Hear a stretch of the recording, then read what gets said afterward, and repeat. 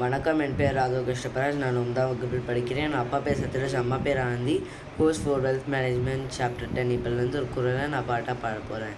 வீணால் படாமை நன்று ஆற்றின் அஃதொருவரின் வாழ்நாள் வழி அடைக்கும் கல்லு. வீழ்நாள் படாமை நன்று ஆற்றின் அஃதொருவரின் வாழ்நாள் வழி அடைக்கும் கல்லு.